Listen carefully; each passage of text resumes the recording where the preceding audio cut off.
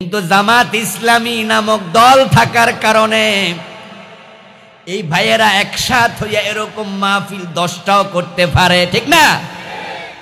চাইলে দেবিদ্বারের প্রতি ইউনিয়নে করার ক্ষমতায় দলের আছে না নাই?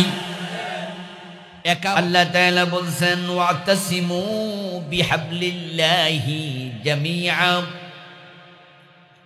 ও মুমিনেরা, কোরআন ওয়ালারা, তোমরা আল্লাহর রশিকে সবাই মিলে ধারণ করো ঐক্যবদ্ধভাবে। ওয়ালা তাফাররাকু, তোমরা আল্লাহর রশি ধরার ক্ষেত্রে পরস্পর বিচ্ছিন্ন হইও না। প্রায় সব মুফাসসির আয়াতের তাফসীরে বলছেন হাবলুল্লাহ মানে কোরআন, ইসলাম। আল্লাহর রশি বলতে আল্লাহ এখানে কোরআনকে বুঝিয়েছেন, ইসলামকে বুঝিয়েছেন। তাহলে আমরা অনুবাদ করব এভাবে, ও মুমিনেরা, তোমরা কোরআনকে সবাই মিলে একসাথে ধারণ এবং একে অপর থেকে এই বিষয় বিচ্ছিন্ন হইও না। এরপর বলছেন ওয়াজকুরু নি'মাতাল্লাহি আলাইকুম। এটা 1450 বছর আগের প্রেক্ষাপট। আবু বকর, ওমর, উসমান, আলী, তোমরা একে অপরের দুশমন ছিলে। আউস খাজরাজ একে অপরের দুশমন ছিলে। আল্লাহর নিয়ামতকে স্মরণ করো। এখন আর তোমাদের মাঝে দুশমনী নাই, আল্লাহ ভালোবাসা সৃষ্টি করেছে। এখন তোমরা একজনের জন্য আর একজন জান দিতে প্রস্তুত হয়ে আসো। ইয কুনতুম আদা, তোমরা ছিলে শত্রু। ফাআল্লাফা বাইনা কুলুবিকুম, আল্লাহ তোমাদের অন্তরের মাঝে ভালোবাসা সৃষ্টি করছে। ফাসবাহতুম বিনি'মাতিহি ইখওয়ানা, আল্লাহর এই নিয়ামতে সিক্ত হয়ে তোমরা এখন একে অপরকে ভাই হিসাবে গ্রহণ করেছো। ওয়া কুনতুম আলা শাফা হুফরাতিম মিনান নার, তোমরা লড়াই করে, ঝগড়া করে, খুনোখুনি করে, শিরিক করে, কুফর করে জাহান্নামের কিনারায় চলে গিয়েছিলে। ফাআনকাযাকুম মিনহা, আল্লাহ নবী মুহাম্মদকে পাঠায়া তোমাদেরকে জাহান্নাম থেকে বাঁচাইয়া দিছে। কাযালিকা ইউবায়্যিনুল্লাহু লাকুম আয়াতিহি, আল্লাহ অনুরূপ ভাবে তোমাদের জন্য তার নিদর্শন উপস্থাপন করেন। লাআল্লাকুম তাহতাদুন, যেন তোমরা হেদায়াতের পথ খুঁজে পাও। ওয়ালতাকুম মিনকুম উম্মাহ, তোমরা যারা কোরআন ধরবা, কোরআনকে মানো, ধারণ করো, তোমাদের মাঝে একটা দল থাকা উচিত।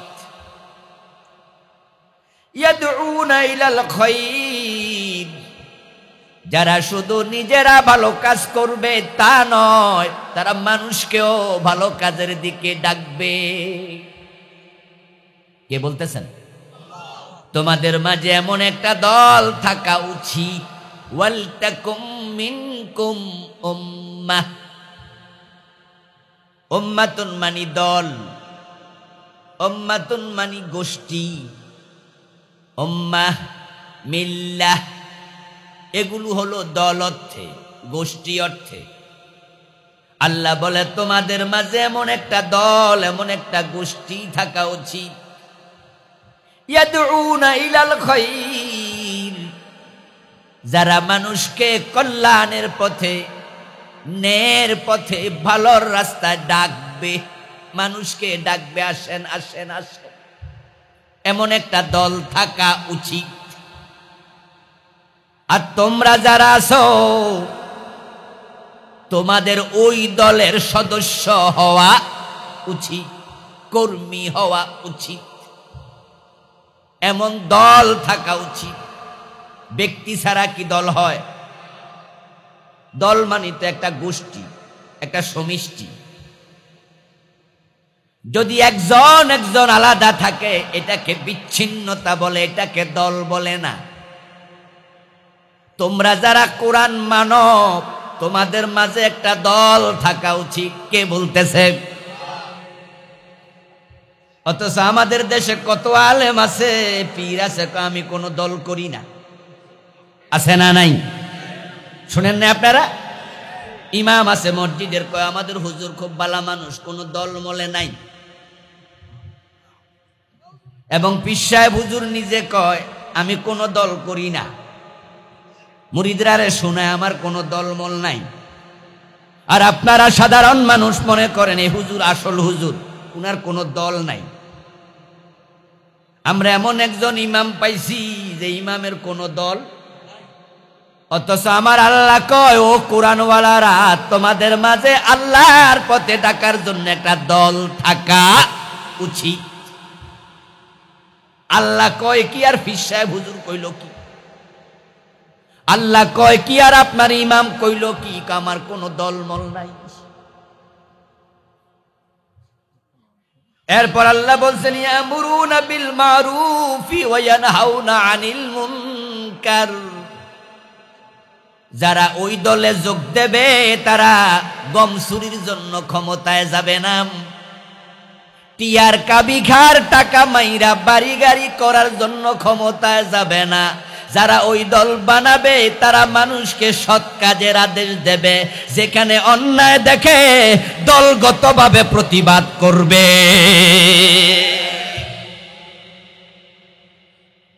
এলাকায় যদি কোনো অন্যায় হয়, একা একা প্রতিবাদে ফল বেশি না ঐক্যবদ্ধ প্রতিবাদে ফল বেশি? রেজাল্ট হবে একা একা না দলগত। এই জন্য আমার আল্লাহ কয় দল থাকা উচিত। মানুষকে অন্যায় পথ থেকে বাধা দেবে এবং ন্যায়ের কাজে মানুষকে ডাকবে। আপনার এলাকার ইমাম সাহেব যত বড় আলেম হোক, যত বড় হুজুর হোক, একা একা এত বড় একটা মাহফিল করা সহজ না কঠিন? কিন্তু জামাত ইসলামী নামক দল থাকার কারণে এই ভাইয়েরা একসাথ হইয়া এরকম মাহফিল 10টাও করতে পারে, ঠিক না? চাইলে দেবিদ্বারের প্রতি ইউনিয়নে করার ক্ষমতায় দলের আছে না নাই? একা হলে কঠিন, দলগতভাবে সহজ। এজন্য দেখেন আল্লাহ আয়াতের শুরুতে কয় কোরআনকে সবাই মিলে ধরো, ওয়াতাসিমু বিহাবলিল্লাহি জামিয়া। একা একা ধরিও না, ঐক্যবদ্ধভাবে ধরো।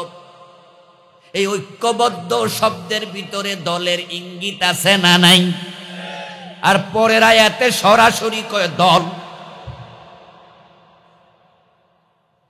রাসূলুল্লাহ ইসলামের দাওয়াত একা একা দিলেন না, সাথে আবু বকর ছিল। আবু বকর যখন খলিফা হলেন রাসূলের পরে, আবু বকর একা না ওমর সাথে ছিল? ওমর যখন খলিফা হলেন তিনি কি বিচ্ছিন্ন একা না ওসমান ছিল? ওসমান যখন খলিফা হলেন তিনি একা না সাথে আলী ছিল? 1,14,000 সাহাবী বিদায় হজের দিন নবীজিকে বলছে, হুজুর আপনার সাথে আমরাও হজ করতে এসেছি, আপনি ভাষণ দেন, আমরা সবাই শুনব। রাসূল ভাষণ দিলেন, তারপরে এবার বললেন ফালিয়ুবাল্লিগিশ শাহিদুন গায়বাম। তোমরা যারা আজকে উপস্থিত আছো, অনুপস্থিত লোকদের নিকট আমার মেসেজগুলা পৌঁছায়া দিও। সব সাহাবী যখন একসাথে মেসেজ নিয়ে দুনিয়ায় ছড়িয়ে পড়ছে, তামাম দুনিয়া ইসলাম পৌঁছে গেছে।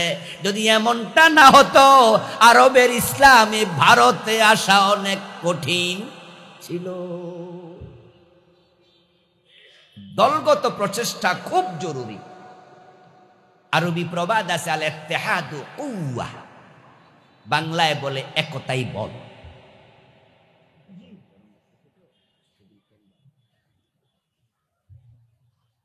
আরবিতে প্রবাদ আল ইত্তিহাদু কুওয়া, একতার ভিতরে শক্তি আছে। আমাদের ঘরে মা বোন আছে, মা বোনদের লম্বা চুল আজকে বাড়ি গিয়ে ধরবেন, আপনার মেয়েটাকে কাছে টানবেন, নিজের বউকে কাছে আনবেন, নিজের মায়ের কাছে যাবেন, অনুমতি নিয়ে একটা চুল ধরে টান দেবেন, দেখবেন টান দিতে দেরি, ছিটতে দেরি নাই। আর যদি 20টা চুল একসাথে ধরে টান মারেন, আপনার আঙ্গুলে দাগ পড়ে যাবে, 20টা একসাথে ছেঁড়া যাবে না। দুর্বল চুল যদি একসাথে হয়, শক্তি তৈরি হয়ে যায়। দলের মাঝে ক্ষমতা আছে না নাই? এখন আমরা কার দলে যাব? আমরা কোন দলে যাব? আল্লাহ বলো ওয়াতাসিমু বিহাবলিল্লাহ, ওই দলে যাও যে দলের লোকেরা একসাথে আল্লাহর কোরআনকে ধারণ করে। সুবহানাল্লাহ। যে দলে যোগ দিলে আপনাকে বলবে, এই আমাদের দলে আসছেন? বলে হ্যাঁ, তাহলে আপনাকে প্রতিদিন কোরআন পড়তে হবে। আপনার হাতের মাঝে একটা কাগজ ধরাইয়া দেবে, এটার নাম রিপোর্ট বই। এটার নাম কি? রিপোর্ট বই। ধরাইয়া দিয়ে বলবে যে এখানে 1 নাম্বার কাজ, 1 নাম্বার কলাম, প্রতিদিন কোরআন পড়তেই। শুধু পড়া না, অধ্যয়ন শব্দটা লেখা থাকে। অধ্যয়ন মানে অর্থ এবং ব্যাখ্যা সহ পড়া। এমন দলে আসো, ওয়াতাসিমু বিহাবলিল্লাহ, যেই দলের লোকেরা আল্লাহর কোরআন ধরে। আপনি বলবেন, হুজুর আমিও তো অমুক পীর সাহেবের মুরিদ, ওখানেও তো আমরা দলগত ভাবে আছি, 1 লাখ মুরিদ আমরা আছি, পীর আমাদের নেতা। আমি বলবো, দোস্ত তুমি যে পীরের কাছে 10 বছর মুরিদ, তোমার পীর তোমাকে কোরআন অধ্যয়ন করতে কয়দিন কইছে? জিকির শিখায়, নামাজ শিখায়, দাড়ি শিখায়, টুপি শিখায়। পীররা মদ খাইতে কয় না, পীররা সুদ খাইতে কয় না। পীর সাহেবরাও ভালো, তাদেরকে আমরা ভালোবাসি। কিন্তু আমার প্রশ্নটা অন্য জায়গায়, বুঝার জন্য বলছি। আপনার পীর আপনাকে দাড়ি শিখালো, টুপি শিখালো, নামাজ শিখালো, কিন্তু আপনি তো 10 বছর মুরিদ, আপনার কোরআন শিখার খবর কি? অধিকাংশ মুরিদ 30 বছর মুরিদ, কোরআন পড়তে পারে না। যদি পড়ে বিশুদ্ধ পারে না, বিশুদ্ধ যদি পড়ে অর্থ জানে না। কারণ তাদের দলে কোরআন পিছনে, অন্যগুলা আগে। আর আমি এমন দলের মাহফিলে আজকে আসছি, আপনারাও আসছেন, যাদের কাছে গেলে কোরআন 1 নম্বরে থাকে। বিশ্বাস না হলে আপনার বাড়ির পাশে তাদের দলের যে নেতা আছে, কালকে সকালে বলবেন যে বাশার হুজুর যে কইছিল এটা আবার রিপোর্ট, এটা কি দেখি একটু দেখাও তো।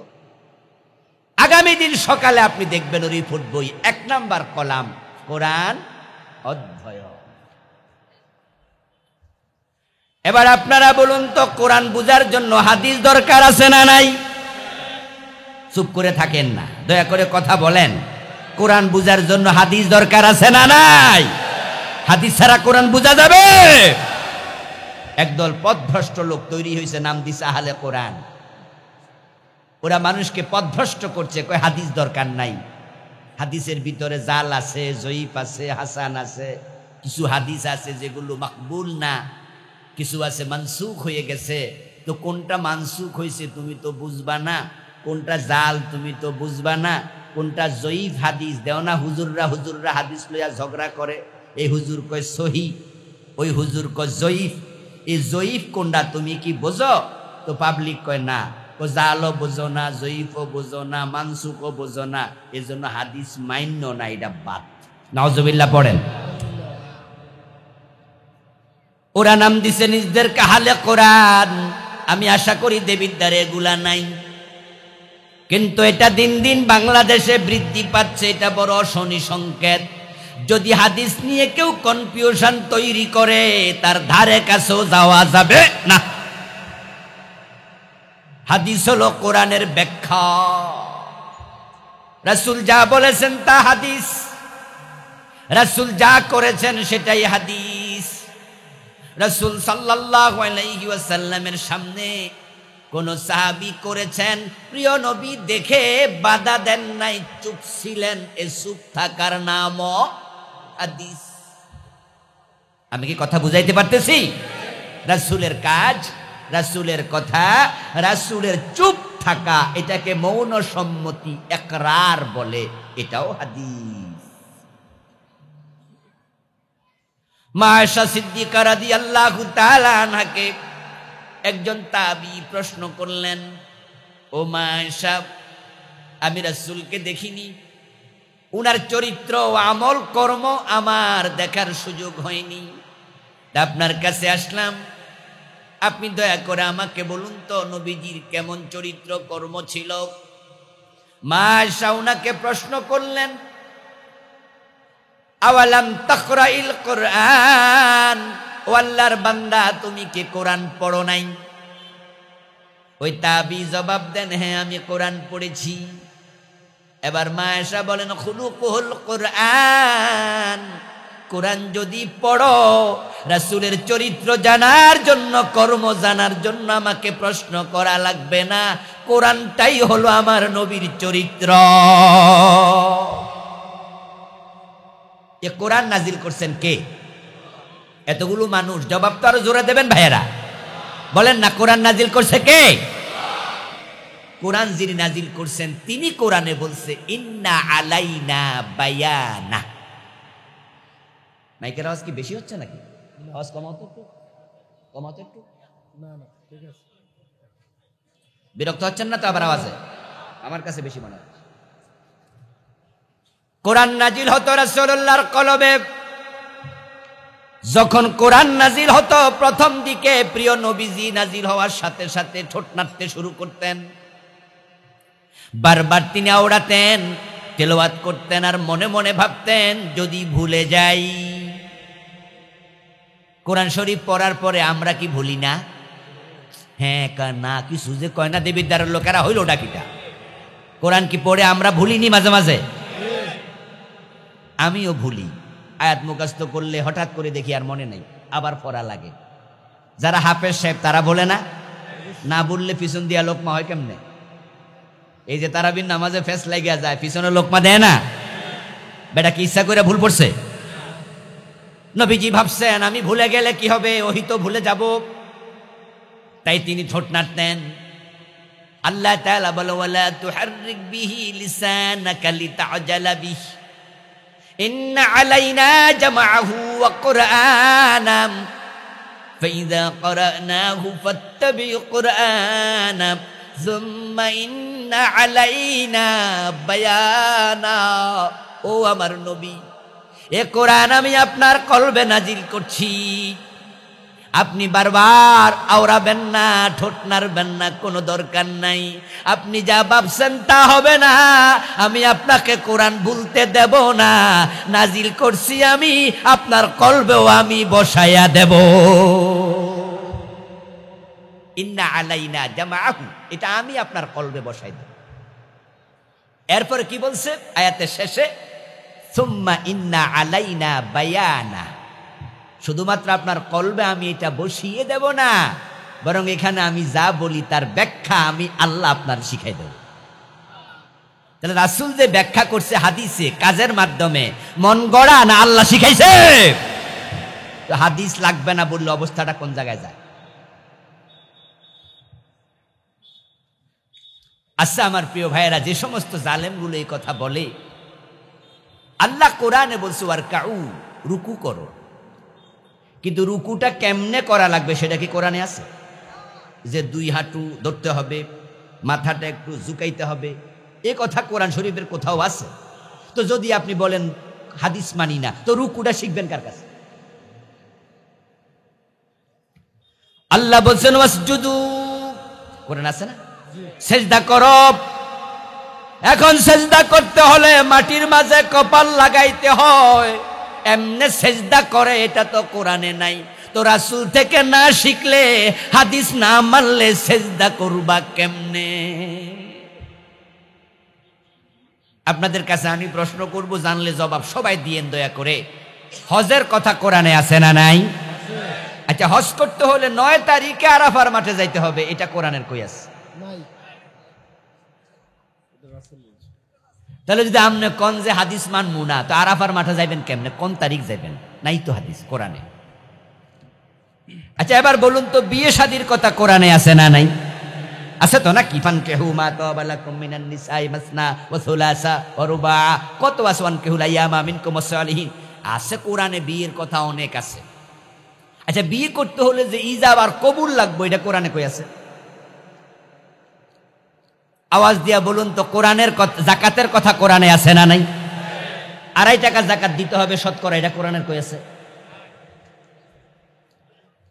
আচ্ছা, কি পরিমাণ সম্পদ হলে যাকাত দিতে হবে, এই পরিমাণটা কই আছে? এবার আপনার আওয়াজ দিয়ে বলুন তো, কোরআন বুঝতে হলে হাদিস দরকার আছে না নাই?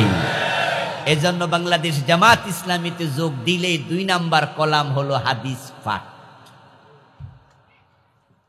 এমন একটি দল বাংলাদেশে আছে, আলহামদুলিল্লাহ, আলহামদুলিল্লাহ। এই দলে গেলে আপনাকে আলেম হতে বাধ্য করা হবে।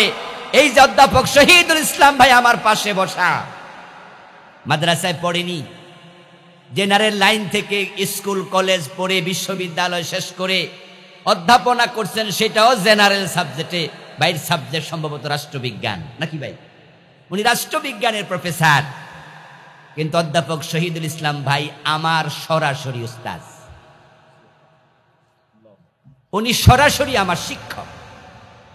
ছাত্র জীবনে ভাই থেকে অনেক কিছু শিখেছি, দাস পেয়েছি, কোরআনের দাস দিয়েছে, হাদিস শিখাইছে, আলোচনা করছে। এই আবুল কালাম আজাদদেরকে ধরে ধরে উনারা শিখাইছে, এটা পড়েন, এটা পড়েন, এটা পড়েন।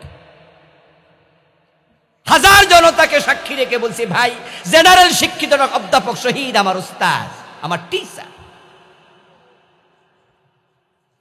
তো উনার মতো একজন জেনারেল লোককে ডক্টর আবুল কালাম আজাদের শিক্ষক কেমনে বানায়? কারা বানাইছে? এই জামাত ইসলামী, ছাত্র শিবির। কারণ উনি যখন সেখানে যোগ দিছে, উনাকেও তারা কোরআন হাদিস পড়তে বাধ্য করেছে।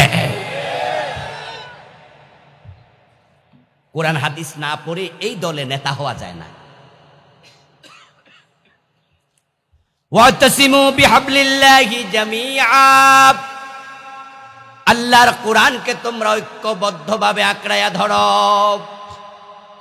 ঐক্যবদ্ধভাবে ধরতে হবে। এই আদেশটা আজকের দুনিয়ার মুসলমানরা মানে না, তারা বিচ্ছিন্ন।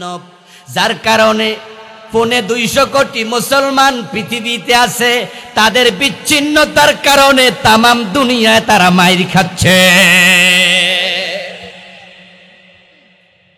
তামাম পৃথিবীর মুসলমানরা যদি আমরা এক হয়ে যেতাম, যে 57টা মুসলিম রাষ্ট্র আছে না, 57টা মুসলিম রাষ্ট্র, তারা যদি ওআইসিতে বসে বলতো যে আমরা কোরআনের অনুসারী, আমরা সবাই মিলে এক, এবং এই 57 জন থেকে আমরা একজনকে লিডার বানাবো প্রতি 3 বছরের জন্য, প্রতি 2 বছরের জন্য, প্রতি 1 বছরের জন্য, অথবা প্রতি 5 বছরের জন্য আমাদের মাঝে ভোটাভুটি হবে। বেশি ভোট যেই দেশ পাবে, ওই দেশে যিনি প্রেসিডেন্ট থাকবে, প্রধানমন্ত্রী থাকবে, অথবা ওই দেশের যিনি বড় আলেম, ওই দেশ তাকে নিয়োগ দেবে। তার কথায় আমরা 57টা দেশ, 250 কোটি মানুষ চলবো। তিনি যদি বলেন তেল বন্ধ করে দাও, আমরা 57 দেশ মিলে আমেরিকাকে তেল বন্ধ করে দেব, আমরা ইউকে কে তেল বন্ধ করে দেব। আমরা 57টি মুসলিম রাষ্ট্র মিলে আলাদা কমিউনিটি বানাবো। আমাদের একের প্রয়োজনে আমরা আরেকজন আপন ভাই বিপদে পড়লে যেভাবে দৌড়ায়, আমরা সেভাবে দৌড়াইয়া যাব। দুনিয়ার যেখানে একটা মুসলমানের গায়ে হাত পড়বে, একসাথে চিৎকার দিয়ে উঠব। তাহলে বলুন তো, গাজায়, ফিলিস্তিনের গাজাতে এইভাবে মুসলমান মারতে কি আমেরিকা সাহস করত? ইসরায়েল মারতেছে না, ইসরায়েল মারে না।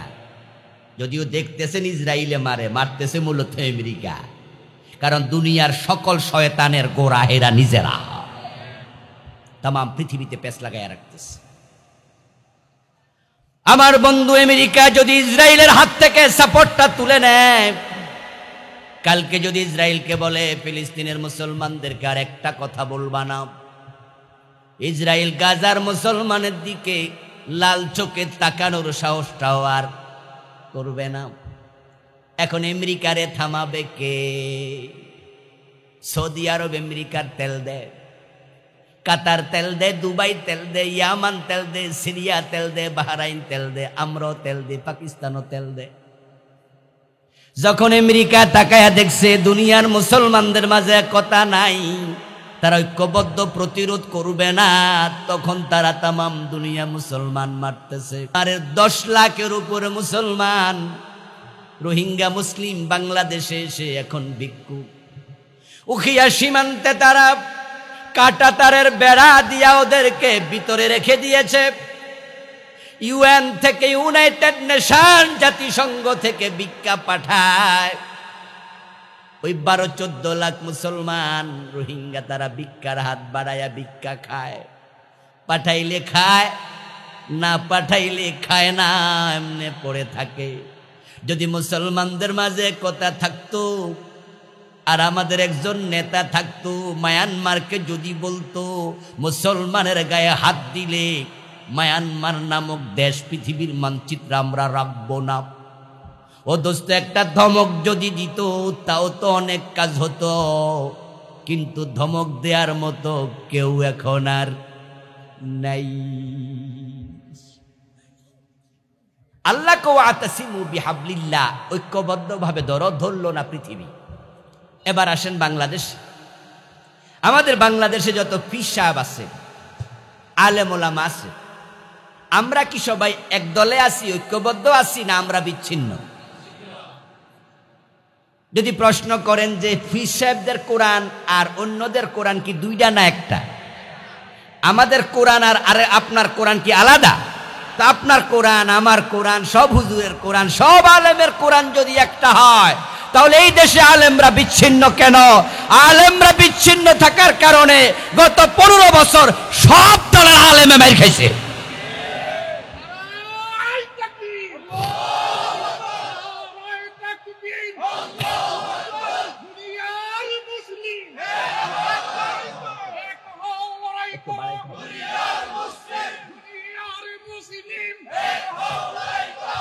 আমার প্রিয় ভাইয়েরা, বাংলাদেশের আলেমরা যদি একমত থাকতো, এক থাকতো, আল্লামা সাইদি রাহেমাহুল্লাহকে যখন অ্যারেস্ট করে, আজ থেকে 14 বছর আগে আল্লামা সাইদিকে অ্যারেস্ট করার পর যদি সব হুজুররা একসাথে রাস্তায় নেমে প্রতিবাদ করত, এরপরে বাংলাদেশের কোন আলেমকে আর অ্যারেস্ট করার সাহস পতিত স্বৈরাচার করত না। আমার দোস্ত ঝামেলা হয়েছে কি জানেন? আপনারে মানলে আমি মুস্কি হাসি, আমারে মানলে আপনি মুস্কি হাসেন। কে আমি হুজুরকে মানলে লাকে আমি কই ফিডাক, লাকে আমি মানলে কে আমি হুজুর কই পিটাক। যারা উপরে হাত বাঁধে এখানে, হেরা মাইর খাইলে আমরা নাবিওয়ালারা কই ফিটাক, নাবির নিচওয়ালারা মাইর খাইলে উপরওয়ালা হুজুর কই পিটাক। যারা দল্লিন তারা মাইর খাইলে জল্লিন কয় পিটাক। যারা জোরে আমিন বলে, যারা আস্তে বলে, একে অপরকে কয় পিটাক। যারা মাযহাব মানে তারা মাইর খাইলে লা মাযহাবি কয় পিটাক। যারা লা মাযহাবি তারা মাইর খাইলে আমরা কই পিটাক। এইভাবে যখন আলাদা হয়েছি, ওরা একজন একজন ধরে সবাই পিটাইতেছে।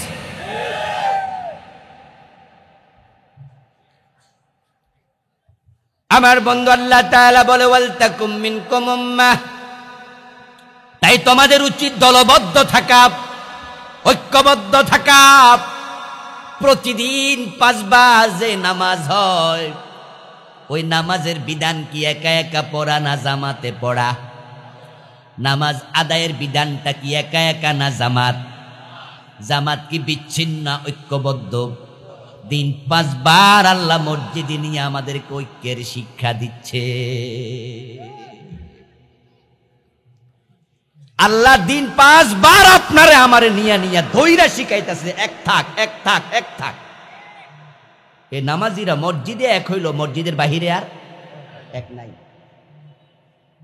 মসজিদে যখন হুজুরের পিছে আমরা খাড়াই, তখন এবার টুপি লম্বা হোক আর গোল হোক, 5 করলি হোক আর 1 করলি হোক, ইয়া নবী সালাম আলাইকা কইয়া কিয়াম করি আর বইয়া বইয়া দুরূদ পড়ি, যে যে চিন্তাই করি, কিন্তু নামাজের সময় আলাদা না এক।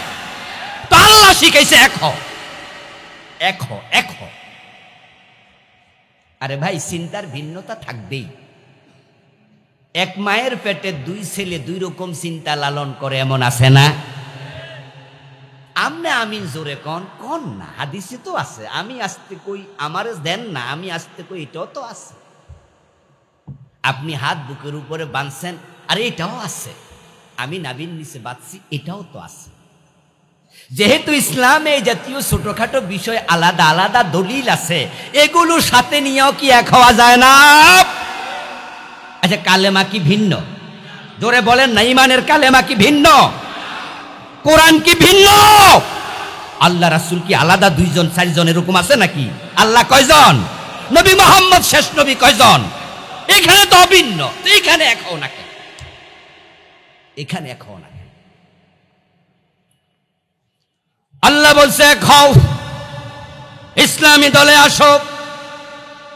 রাসূল মুহাম্মদ সাল্লাল্লাহু আলাইহি ওয়াসাল্লাম বলছেন, আমার উম্মত গুলো 73 দলে বিভক্ত হবে।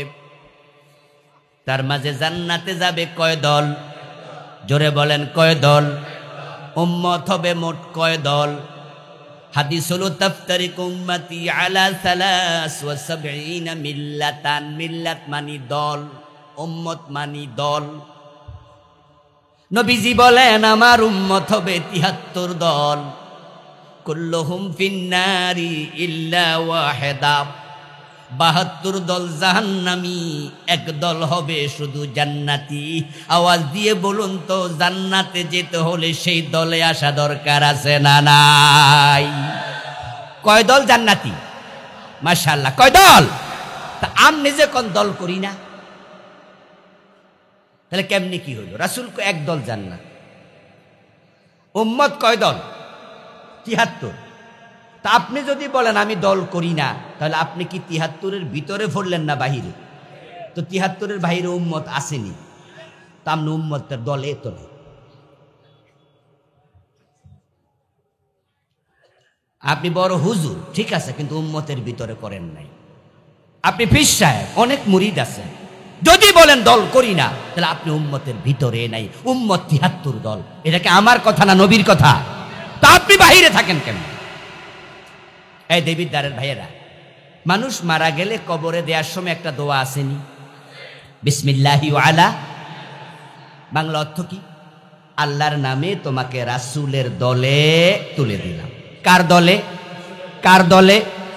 তো আপনি যদি কোন আমি দল করি না, তা আপনার জন্য দোয়া তো নতুন একটা বানান লাগবে। আসলে এই কথাগুলো কেন বলে জানেন? যারা বলে আর কি, ওরা সুবিধাবাদী। ওরা জানে যে দল করি না কইলে মামলা খাওয়া লাগে না, নিরাপদে থাকা যায়। আর আমি হুজুর মানুষ, আমি যদি এই ওই দল করি, তাহলে তো মানুষ কই, ভাই হুজুর মানুষ, আপনি এই দল করেন, তাহলে ওই দল করার সুযোগ নাই।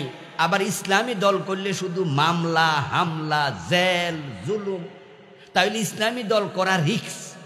আর ওই দল করলে মানুষে কইব খারাপ, যে ধামতির ফিসাব, সোনাকান্দার ফিসাব, ওই অমক দল করে, দূর দূর দূর দূর দূর দূর। তো ওই দল করার সুযোগ নাই। তো ইসলামী দল কোন এইটা করলে মামলা, তো মামলাও খামু না, ওই দলেও যাবো না, বরং কইয়া দিব আমি কোন দল, এটা নিরাপদ জায়গা।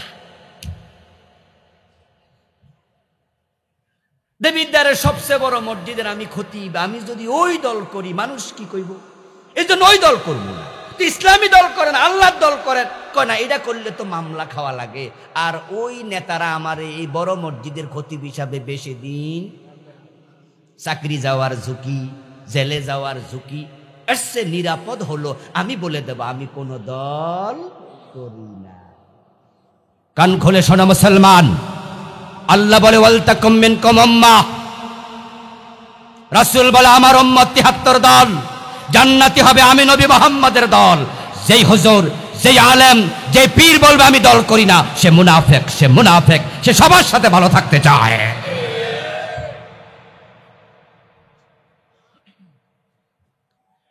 এখন ইসলামী দল করে কি হবে? কোরআনকে ঐক্যবদ্ধ ধরে কি হবে?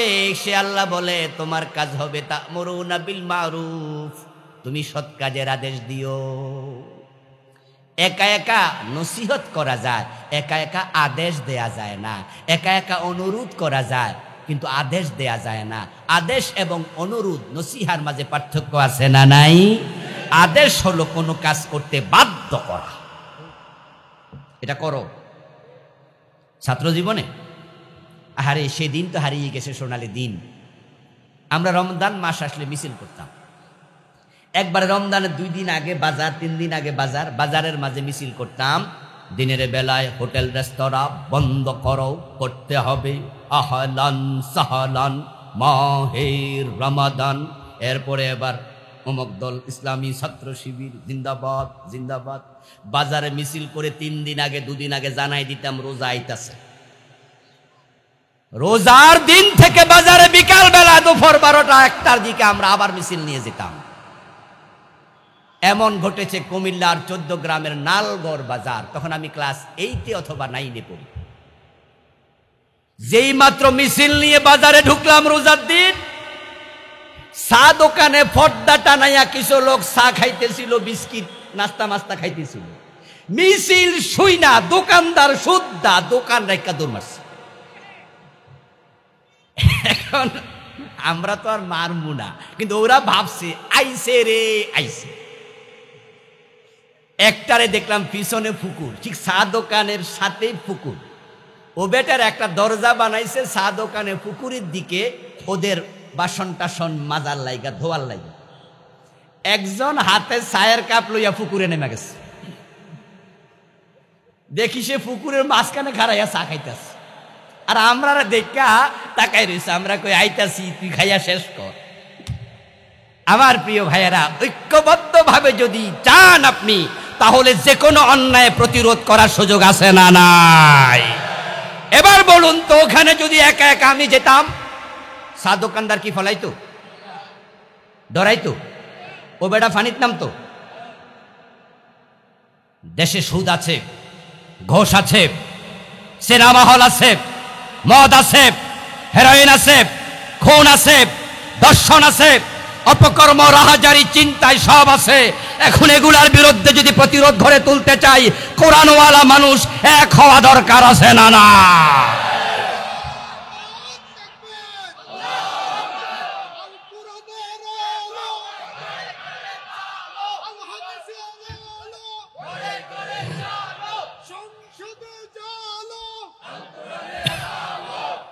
আমার প্রিয় ভাইয়েরা, সৎ কাজের আদেশ দেয়াটা এটা কি নফল কাজ না ফরজ? তো বাংলাদেশে অন্যায় আছে না নাই? অন্যায় বাধা দেয়া নফল না ফরজ? এই 2 ফরজের খবর কি? আপনার আমার চোখের সামনে কত নতুন নতুন সুদী ব্যাংক অনুমোদন পায়। মাঝে মাঝে ঢাকার রাস্তায় চলার সময় চোখ যায় সাইনবোর্ডের দিকে, এমন ব্যাংক যে ব্যাংকের নাম কোনোদিন আগে শুনি নাই। লোকজনকে জিজ্ঞাসা করলে বলে, হুজুর এটা গত বছর অনুমোদন পাইছে। প্রতি বছর নতুন নতুন সুদী ব্যাংক অনুমোদন পায়। 53 বছরে আমরা আলেম ওলামারা ওয়াজ করে সুদ বন্ধ করতে পারি নাই। অথচ আমাদের ওয়াজ আপনারা শুনেছেন, প্রিয় নবীজি বলছেন সুদ খেলে 73 গুনাহ, সবচেয়ে ছোট গুনাহটা হলো নিজের মায়ের সাথে জেনা। এত বড় অন্যায় যে বাংলাদেশে 53 বছর ধরে চলছে, এই সুদ আপনি প্রতিরোধ করবেন কেমনে? ওয়াজ দিয়ে তো হলো না। যদি আমরা কোরআনওয়ালারা এক হইয়া এই কোরআনের পক্ষে 151 জন নেতা সংসদে পাঠাইতে পারতাম, উনারা স্পিকারের সাথে কথা বইলা একবার সুদের বিপক্ষে না বলে দিলে সুদ বন্ধ হয়ে যাবে।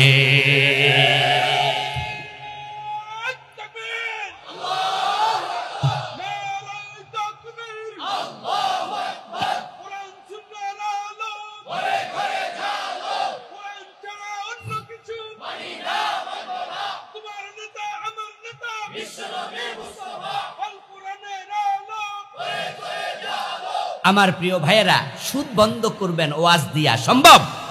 আচ্ছা, আজকের এখানে মানুষ তো হাজার হাজার। আচ্ছা, আমরা সবাই যদি চিৎকার দিয়া বলি সুদকে না বললাম, সুদ বন্ধ হবে? আর 151 জন এমপি যদি না বলে, হবে কিনা? হবে কিনা? আচ্ছা, আপনারা কি সুদ বন্ধ হোক চান? এদেশে অশ্লীলতা, বেহায়াপন আগের চেয়ে কমেছে না বেড়েছে? এমন বাড়ছে। আরে আজ থেকে 20-30 বছর আগে আমাদের মা বোনরা বাজারে যদি যেত, তাহলে তারা, আমার মনে আছে আমার দাদি, আমার ফুফি যখন তাদের বাড়ি যাইতাম বেড়াইতে, তখন রিক্সায় উইটা বোরকা ভইরা এই রিক্সার চারপাশে আবার কাপড় দিয়া বাঁধত। আচ্ছা, আপনারা যারা দেখছেন তারা একটু বলেন, দেখছেন নি? অনেকে দেখছেন রিক্সাও কাপড় দিয়া। আবার আমার দাদি শাশুড়ি, আমার শ্বশুর উনাকে দেবিদ্বার বাজারে নিচে হাসপাতালে, অসুস্থ ছিল। আমি বিয়ে করছি আর আপনাদের কাছেই সেই এলাকার, কিন্তু আমি জামাই। আচ্ছা, আমার দাদি শাশুড়িকে দেবিদ্বার নেয়ার পরে আমার শ্বশুরকে উনি রাগ দেখাচ্ছে, আমার বাজারের দিন আনলি কেন? হাসপাতালে গিয়ে লোক বেশি দেখে উনি প্রশ্ন করতেছে, বাজারের দিন আনলি কেন? আমার শ্বশুর বলে, না মা, আজকে তো বাজারের দিন, এটা তো থানা, দেবিদ্বার থানা, এর মানুষ সবসময় বেশি থাকে, এত ভিড়ের ভিতরে আমারে আনলি। ও দোস্ত, আমাদের দাদিরা, মায়েরা, চাচিরা তারা পর পুরুষের কাছে যেত না। পুরুষ দেখলে রাস্তার পাশে ছাতি এমনি দিয়া বোরকা পরো দাঁড়াই থাকতো, তাই তাদের পেট থেকে নাস্তিকের জন্ম হয় নাই। এখন মেয়েরা পুরুষের কোলে বসতে চায়, এই জন্য নাস্তিকে দেশ ভরে যাচ্ছে।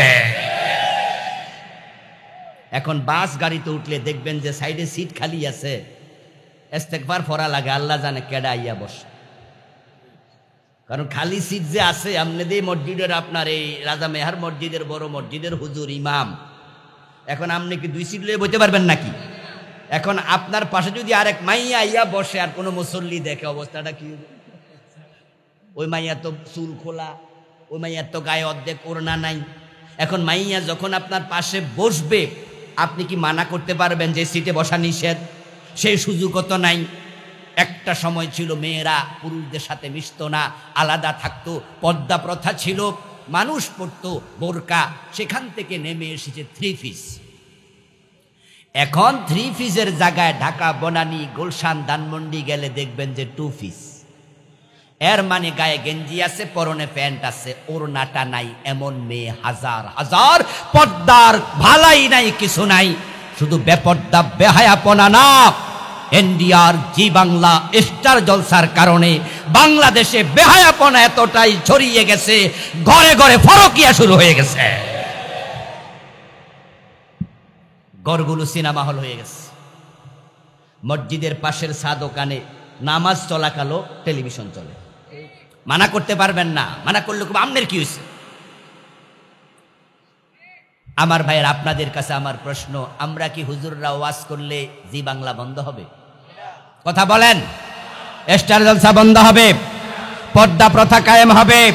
কিন্তু যদি আমরা 151 জন নেতা সংসদে পাঠিয়ে দেই আল্লাহর কোরআনের পক্ষে খুঁজে খুঁজে, আমি বলি না জামাত ইসলামী লাগবে, অন্য ইসলামী দল থেকে নেতা বানাও, তারা কোরআনওয়ালা, সব কোরআনওয়ালা এক হয়ে যাও, সংসদে পাশ হবে আইন, জি বাংলা, স্টার জলসা একদিনে বন্ধ হয়ে যাবে।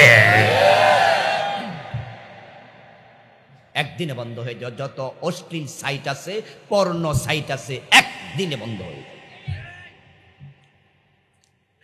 সমাজের হাজারো অন্যায় দেখে আপনি চুপচাপ আছেন, মনে মনে আপনি ভাবছেন আমার ওয়াজ শুনে হুজুর সুদী ব্যাংক হইলে আমার কি, সুদ তো আর আমি খাই না, আমি তো ইসলামী ব্যাংকে অ্যাকাউন্ট করছি। এলাকায় আপনি মাদকের কথা বলবেন, যুবকেরা মদ খায়, এখন মদ খাইলে পাবলিকে আমার কি, আমার ফোলা তো আর খায় না।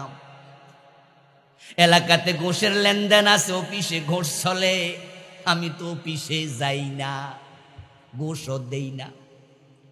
মানুষ অন্যায় করলে আল্লাহ তো আর আমারে ধরবে না, তাই অন্যায় প্রতিরোধে আপনার কোনো চিন্তা নাই, আপনি নিজে নিজে একা একা।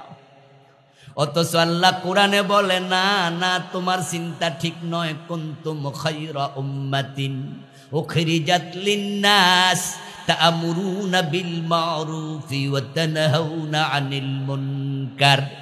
তোমারে আমি সৃষ্টির সেরা জীব মানুষ বানাইছি, অন্যের কল্যাণের জন্য দায়িত্ব দিছি। তুমি একা একা সৎ কাজ করলে চলবে না, সৎ কাজ করবে, মানুষকে সৎ কাজের জন্য আদেশ করবে। একা একা অন্যায় থেকে দূরে থাকলে চলবে না। আমি তোমাকে সৃষ্টির সেরা বানাইয়া এই দায়িত্ব দিছি, অন্যায় যেখানে সেখানে প্রতিরোধ করতেই হবে। দায়িত্বটা কে দিছে? দায়িত্বটা কে দিছে? হাসরের দিন তিনি জিজ্ঞাসা করবে, অন্যায় দেখে তুমি কি করছো সে জবাব দাও। আচ্ছা, ছেলে মেয়ে নামাজ না পড়লে বাবার জবাব দেয়া লাগবে না? কথা বলেন, জবাব দেয়া লাগবে না? তা আপনি কইবেন যে আমার তো আমি পড়ছি, ফোলা ফরে না, আমার কি? আল্লাহ বলবে নো, এ দায়িত্ব আমি তোমাকে দিয়েছি। আচ্ছা, আপনার বউ যদি পর্দা না করে আল্লাহ আপনারা জিজ্ঞাসা করবে না?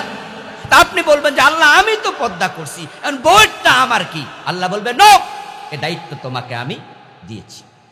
এবার বলুন তো, সমাজের প্রতি দায়িত্ব আছে না নাই? হাদিসের সাওয়াল্লাহু ইলা জিবরিল আন আকলিব মাদিনাতা কাযাবি আহলিহা। একদিন আল্লাহ জিবরিল আমিনের কাছে ওহী পাঠালেন, জিবরিল যাও ওই এলাকার অধিবাসী শুদ্ধ জমিনটা উল্টায়া দাও। আল্লাহর অর্ডার পায়া জিবরিল আমিন গেলেন। জিবরিল আমিন জানেন ওই এলাকার মানুষগুলো বড় পাপাচারী, এই জন্য আল্লাহ বলছে জমিন উল্টায়া দিতে। কিন্তু উল্টাইতে গিয়ে দেখে ওই এলাকায় আল্লাহ আর এক বান্দা আছে, যে বান্দা মসজিদের মাঝে সারাক্ষণ নামাজ আর জিকিরে ব্যস্ত। জিবরিল আমিন তাকে দেখে আল্লাহর কাছে কয়, আল্লাহ আমি তাদের মাঝে আবদাকা ফুলানা, তোমার অমুক বান্দাকে পাইছি, যে সারাক্ষণ নামাজ পড়ে জিকির করে, নামাজ পড়ে জিকির করে। লাম ইয়াসকা তারফাত আইন, আমি তার আমলনামা খুঁজে দেখি, পুরা জীবনে এক সেকেন্ডের জন্য তোমার অবাধ্য হয় নাই, একটা গুনার কাজও করে নাই। আল্লাহ তুমি তো বললে না জমিন উল্টানোর সময় তার সাথে কি ব্যবহার করব। যদি তুমি বলতে আমি তাকে ধরে আমার একটা পাখার উপর বসায়া দিতাম, জমিনটা উল্টায়া দিতাম, সে বেঁচে যেত। কিন্তু তুমি তো এই কথা বলো নাই, আর তোমার সিদ্ধান্ত ছাড়া কিছু করার অধিকারও আমার। ইন্না ফীহি মাবদাকা ফুলানা, এই এলাকা যেটা উল্টাবো তার মাঝে তোমার অমুক বান্দা আছে। লাম ইয়াসিকা তরফাতা আইনিন, চোখের পলক পড়তে যে সময় লাগে মাইক্রো সেকেন্ড, এক সেকেন্ডেরও কম, ওই সেকেন্ডও অপরাধ করে নাই, অবাধ্যতা করে নাই। বলো তাকে কি করব? আল্লাহ জবাব দে, আকলিভা আলাইহি, জিবরিল জমিনটা তার মাথার উপরে আগে উল্টাও।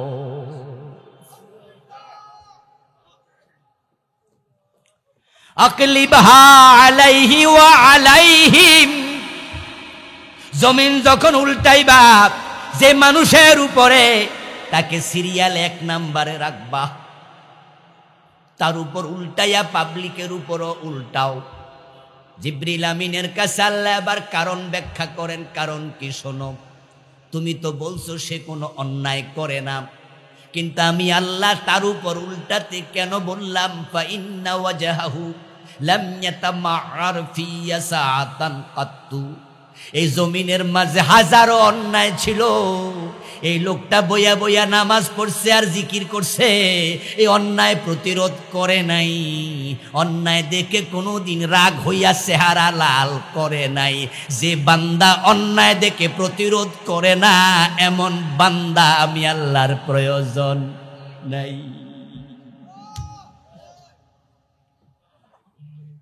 এই জমিনে মানুষ আল্লাহর খলিফা, শুধু নামাজ আর জিকিরের জন্য আল্লাহ বানায় নাই। তাদের দায়িত্ব হচ্ছে তারা নিজেরা অন্যায় করবে না, সমাজে অন্যায় সহ্য করবে না। বাংলাদেশটা অন্যায় মুক্ত হোক, এটা আপনারা চান কিনা? চান? তাহলে দলগত প্রচেষ্টা লাগবে। আমার বন্ধু রাসূলুল্লাহ সাল্লাল্লাহু আলাইহি ওয়াসাল্লাম বলেছেন, সমাজের অপরাধ দেখে তুমি ভাববা তোমার কি। আমি নবী একটা উদাহরণ দেই, শোনো।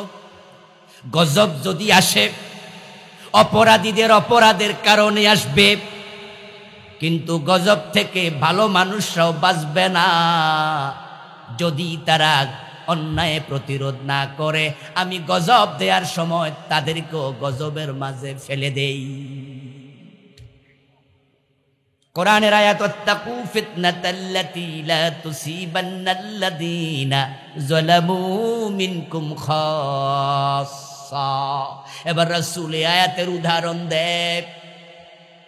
মানুষগুলো হলো একটা নৌকার যাত্রীর মতো। আমার রাসূল বলছেন, শোনো, একদল লোক সফর করার জন্য রওনা দিল। নৌকায় টিকিট কাটবে, দোতলা নৌকা। কিছু লোক টিকিট কাটলো, একতলায় পেল সিট।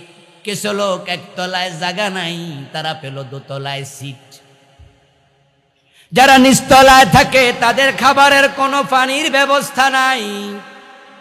দোতলায় পানির জন্য একটা বড় ড্রাম রাখা আছে, তাই নিচতলার লোকেরা পানি আনার জন্য মাঝে মাঝে দোতলায় যায়।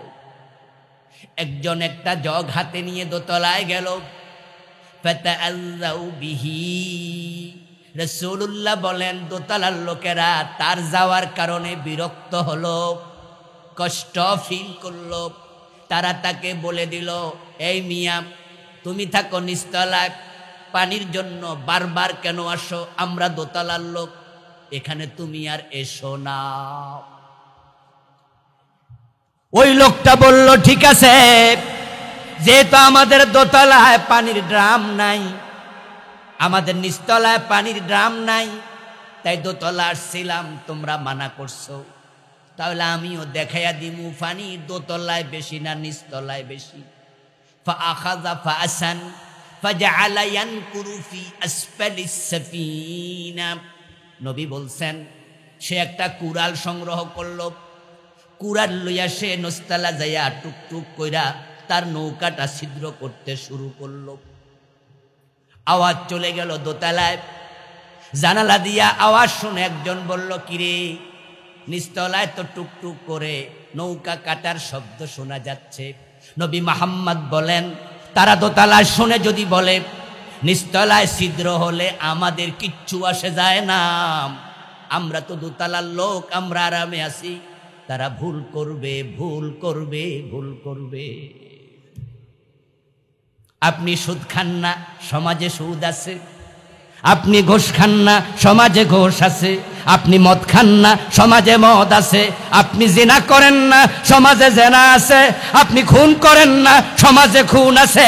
কিন্তু গজব যদি আসে, রাসূল বলে তারা ভুল করবে দোতলায় বসে থাকলে। তাদের উচিত হলো তারা নিচতলায় নামবে। কোন নিচতলায় তারা নামলো, নেমে জিজ্ঞাসা করিয়া, ফুলানুন মা বিক, ও আল্লাহর বান্দা তোমার কি হলো? তখন সে বলতেছে, তোমাদের কি মনে নাই পানির জন্য গেছিলাম, মানা করছো, লা বুদ্দালি মিনাল মা, আমার তো পানি দরকার, এজন্য আমি পানি বাইর করতেছি। তোমাদের জায়গায় তোমরা যাও, আমারটা আমারে করতে দাও। রাসূল বলেন, তাদের উচিত ওই টাইমে তার হাত চেপে ধরা, ঠিক কিনা? যদি হাত চেপে ধরে তাহলে তারাও বাঁচবে, সেও বাঁচবে। আর যদি বলে ঠিক আছে তোমারটা তুমি করো, আমরা দোতলায় চলে গেলাম, যখন পানি ঢুকবে, নৌকা ডুববে, সেও একা মরবে না, সবাই মরবে। রাসূলের কি চমৎকার উদাহরণ! অন্যায় যদি জমিনে হয়, অন্যরা যদি চুপ থাকে, আল্লাহ বলে গজব দিলে কাউরে ছাড়বো না, আল্লাহর গজবে সবাই পড়ে যাবে। গজব থেকে বাঁচার জন্য, আযাব থেকে বাঁচার জন্য, জাহান্নাম থেকে বাঁচার জন্য অন্যায় প্রতিরোধ দরকার আছে না? না। একা একা পারবেন না, দলগতভাবে হবে সেটা। একা কঠিন, একা কঠিন, একা কঠিন। অনেকে তো আছেন অন্যায় করে না, তবে অন্যায়কারীদেরকে ভোট দেয়। নিজে জীবনে চুরি করে নাই, নিজে কোনোদিন মানুষের হক খায় না, কিন্তু এমন লোকের মেম্বারই ভোট দিছে, চেয়ারম্যানই ভোট দিছে, এমপি বানাইছে যে টিয়ারের গম খায়, কাবিখা খায়, দেশের টাকা চুরি করে কানাডায় বেগম পাড়া বানায়। এবার আপনাদের কাছে আমার প্রশ্ন, আপনার ভোট পাইয়া যে বেটা এমপি হলো, চেয়ারম্যান হলো, সে যদি চুরি করে, ওই চুরির গুনাহ আপনার আমল নামায় আসবে কিনা? আসবে? আলহামদুলিল্লাহ, আজকের মাহফিলের সম্মানিত প্রধান অতিথি বাংলাদেশ জামাত ইসলামী কুমিল্লা উত্তর জেলার সম্মানিত আমির মুহতারাম অধ্যাপক আব্দুল মতিন হাফেজাহুল্লাহ জেলা আমির সাহেব এসেছেন। ইনশাআল্লাহ তিনি আসার পর আলোচনা করবেন। আমি আর কিছুক্ষণ করে ছেড়ে দেব, আপনারা আবার ফিরে আসবেন। আর উনি শুধু আলোচক না, উনি আমার চেয়ে বড় বক্তা। কোরআন হাদিসের দারুণ আলোচনা করেন। আমি নিজেও উনার অনেক আলোচনা বিভিন্ন জায়গায় শুনেছি। ইনশাআল্লাহ আপনারা উনার তাফসীর শোনার জন্য আসবেন, উনি আলোচনা করবে ইনশাআল্লাহ। বলছিলাম প্রিয় ভাইয়েরা, গজব যদি আসে আল্লাহ কাউকে ছাড়বে না। পবিত্র কোরআন মাজিদে আপনারা ইতিহাস পাবেন অনেক, যারা শুধুমাত্র অন্যায়কারীকে সাপোর্ট করার কারণে আল্লাহ ধ্বংস করে দিচ্ছে। আচ্ছা, আপনি তো চোর না, কিন্তু আপনার এমপি চোর, যে এমপিকে আপনি ভোট দিচ্ছেন। মাসালা যারা জানেন তারা বলুন তো, এমপি চুরি করলে, চেয়ারম্যান চুরি করলে ভোটারের গুনাহ হবে কিনা?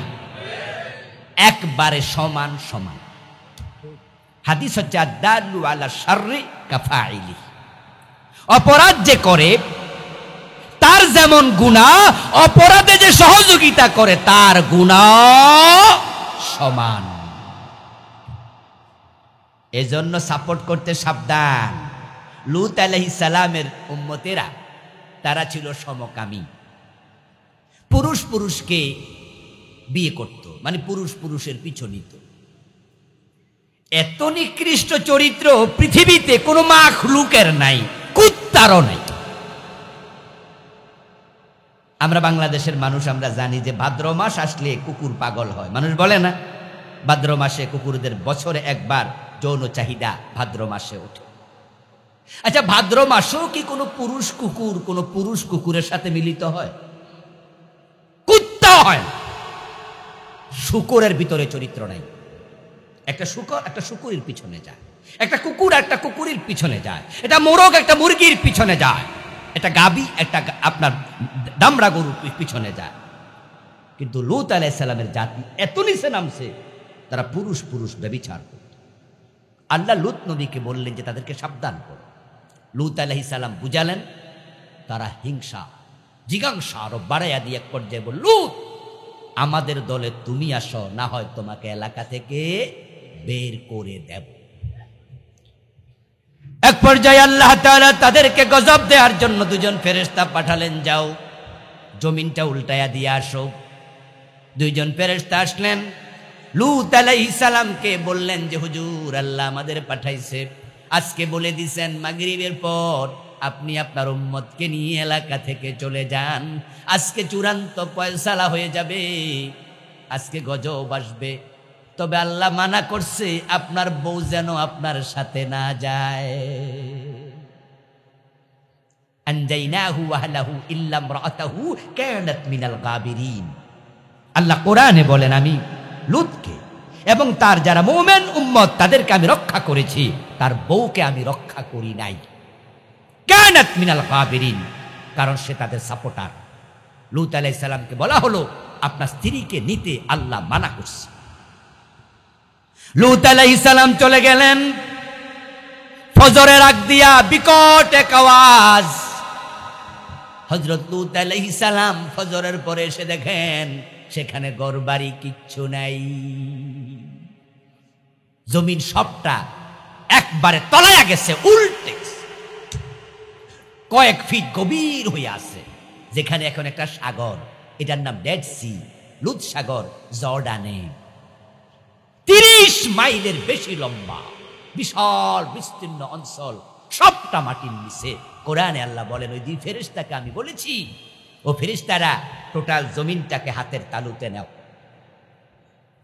আমরা যখন কোদাল দিয়া কোপ দিয়া মাটি সরাই, যেমন কোপ দিলে মাটি ওঠে, দুই ফেরেশতা দুই পাশে আঙ্গুল দিয়া হাত দিয়া কোপ মারছে, পুরা এলাকা হাতের তালুতে।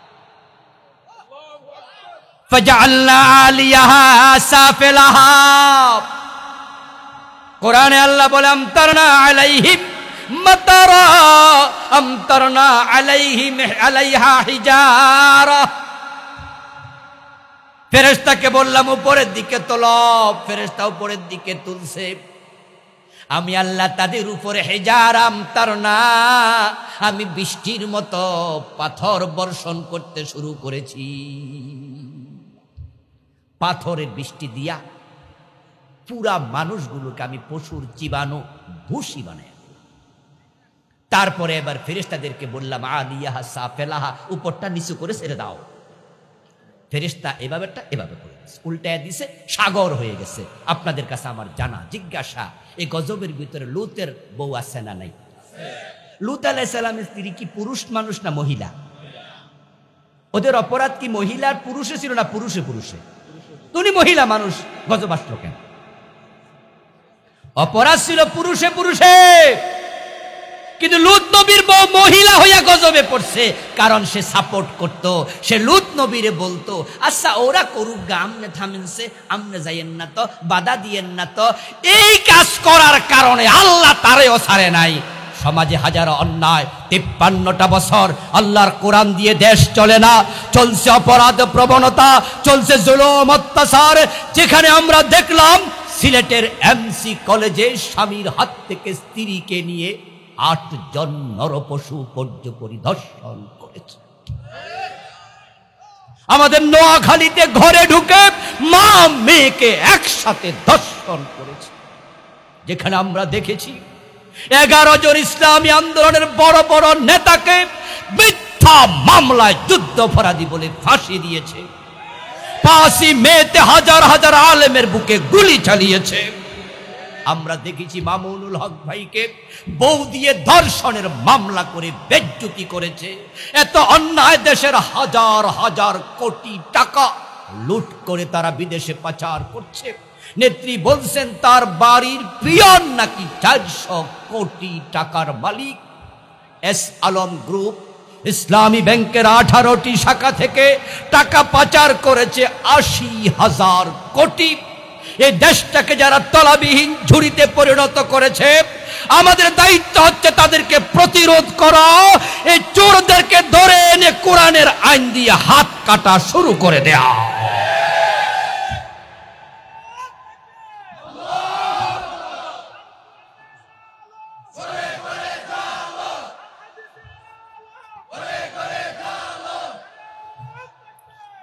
আমার প্রিয় ভাইয়ের, আপনারা যারা তাদের দোসর আছেন, সাপোর্টার আছেন, আল্লাহর গজব আসলে আপনিও বাঁচতে পারবেন না। ওয়ালা তাআওয়ানু আলাল ইসমি ওয়াল উদওয়ান। সাপোর্টার হবেন, লূত নবীর বউয়ের মতো গজবে পড়বেন। এজন্য আসুন আমরা অন্যায় করব না, অন্যায়ের পক্ষে থাকব না। ন্যায় নীতি নিষ্ঠা প্রতিষ্ঠার জন্য আল্লাহর কোরআনকে আমরা ঐক্যবদ্ধভাবে আঁকড়িয়ে ধরব। সুযোগ এসেছে, সময় এসেছে। আগস্ট বিপ্লবের মাধ্যমে কোরআনের রাজ প্রতিষ্ঠার নতুন দুয়ার খুলে গেছে। আমরা আলেমরা যদি এক হয়ে যায়, হতে পারে এবারেই পার্লামেন্টে আল্লাহর কোরআন ঢুকবে।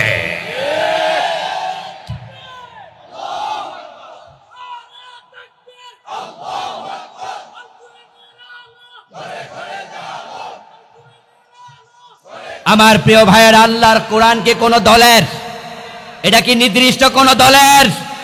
এটা কোন গোষ্ঠীর? এই জন্য এক দলের উপর ছেড়ে দেবেন না। আমরা কোরআনের ব্যাপারে দলাদলি ভুলে যেতে চাই। সব আলেম এবার হাত মিলাতে চাই।